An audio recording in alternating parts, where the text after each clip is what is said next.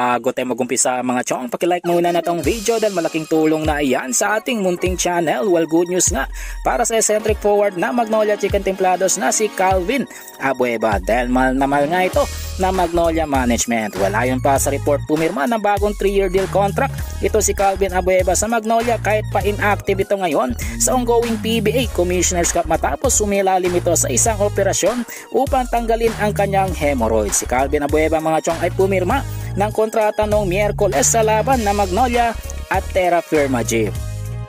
Sa ibang balita, punta naman tayo sa TNT import na si Rondy Hollis Jefferson na nagkaroon ng masamang bagsak kagabi sa laban kontra Taipei Braves para sa pagpapatuloy ng EASL home and away season. Kaya alamin natin mga chong ang latest update sa nasabing import. Well, ayon pa sa report, hindi totoo na nagkaroon ng spine injury ito si Jefferson dahil sa naging masamang bagsak at ito ay ayon mismo sa doktor na tumingin sa import. Pero nananatiling under observation and pain management pa rin ang nasabing TNT import. Well, panguli sa ating balita mga chong patungkol naman kay Cedric Berfield na tikom ang bibig pagdating sa balibalita na magpapadrop na ito sa PBA. Well, ayon pa sa report, dream come true para kay Berfield ang makapaglaro dito sa Pilipinas, especially sa naging laban nila kontra TNT Tropang Giga noong isang araw. At masaya din siya dahil sa suporta at pagmamahal na natanggap niya sa mga Filipino fans, pamilya at kaibigan. Pero pagdating naman sa pagpapadrop sa PBA ay ngumiti lamang ito at walang sinabi. Well mga chong, nandito na lang ang ating balitang PBA at syempre